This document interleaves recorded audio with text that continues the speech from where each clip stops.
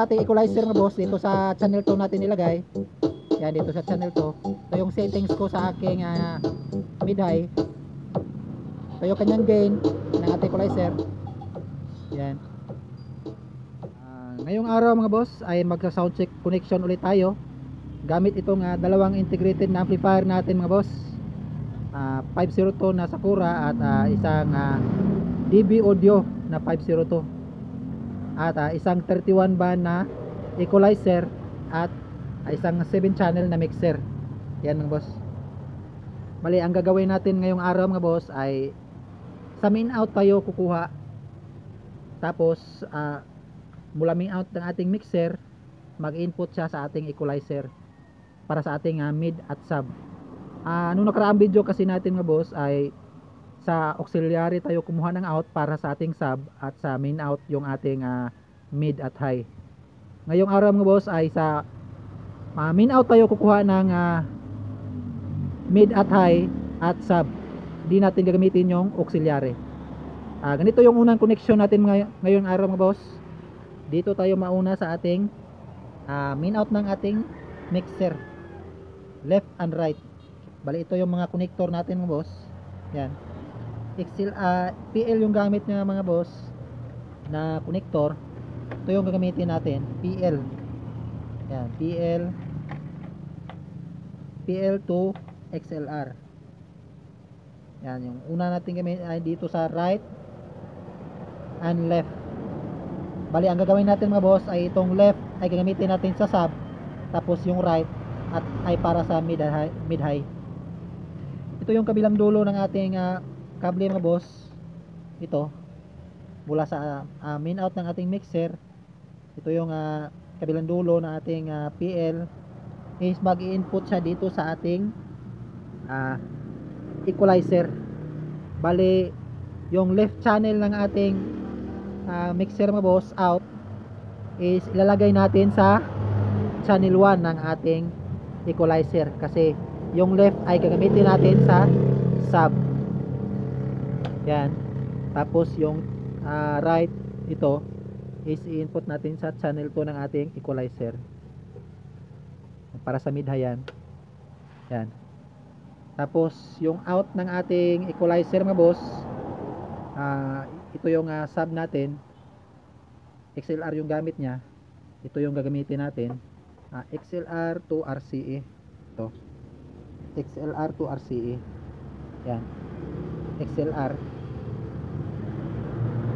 Out natin dyan, lagay natin sa channel 1 yung XLR. Tapos yung kabilang dulo mga boss, itong RCA is mag-i-input siya sa ating sub na amplifier dito sa input, sa VCD natin ilagay kasi yan yung input. Itong nasa katabi ng boss, ito yung mga input ng ating amplifier. Yan yung channel 1 mga boss para sa sub. Dito naman tayo sa channel 2 ng ating equalizer mga boss. XLR din yung gamit. Ito yung gamit natin, XLR. Yan, ito XLR to RCA pa din. Yung XLR connect natin dito sa out ng ating mixer, equalizer. Yan, connect natin dyan. Yung kabilang dulo mga boss, itong RCA, dahil ito yung mid high natin, mid high na out ng ating equalizer. Ito is ilalagay natin ito sa ating mid high na amplifier. Dyan sa mag-i-input sa mid high na amplifier. Ganyan lang yung connection natin mga boss. Bali, ang nangyari, itong unang amplifier sa taas, ito yung mid high, mid at high natin yan. Tapos itong nasa baba na amplifier is magiging sub siya. Gamit sa ating dahil sa ating equalizer mga boss, napaghiwalay natin yung sub at mid high. Galing sa ating mixer out, nag-input siya sa ating equalizer. Tapos yung out 1 ng ating equalizer, nag-input siya sa ating sub na amplifier. Tapos yung output 2 ng ating equalizer, ginawa nating mid high, is nag-input siya sa ating mid high na amplifier. Yan, sound check natin mga boss kung ano yung resulta ng ating connection. Yan, una nating isa sound check mga boss ay itong mid-high natin na amplifier, ito nasa taas. Ito. Yan. Buksan natin yung kanyang volume. Yan, lagay natin sa 1 o'clock. Tapos ito yung main volume ng ating mixer. Yan, ito yung galing sa ating cellphone audio source natin. Yan yung tunog ng ating mid-high mga boss. Yan. Mid at high lang yan nakatunog ngayon mga boss. Yan. Dito tayo sa ating equalizer mga boss, dito sa channel 2 natin nilagay. Yan, dito sa channel 2. Ito yung settings ko sa aking mid-high. Ito yung kanyang gain ng ating equalizer. Yan.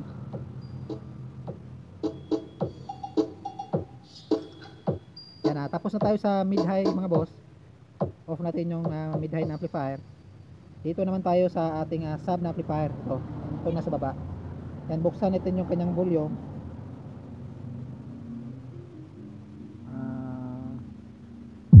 Yan, yung kanyang yan na yung tunog ng kanyang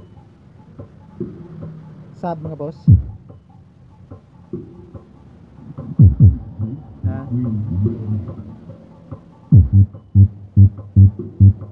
Yan yung sub ng boss. Yung sub na amplifier natin mga boss ay dito natin nilagay sa channel 1. Ito yung settings ko sa kanyang equalizer. Yan. Ito yung kanyang gain. Kaya yung gain niya.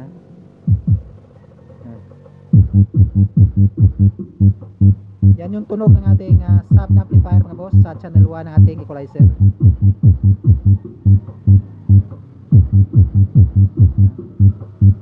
Yan, pagsabayin natin yung dalawang mga boss, sub at mid na amplifier.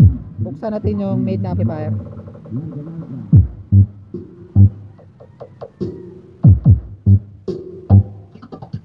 Yan mga boss.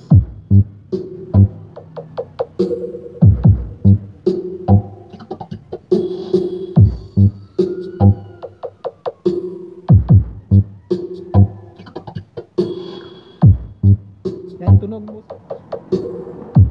Yan tunog niya mga boss.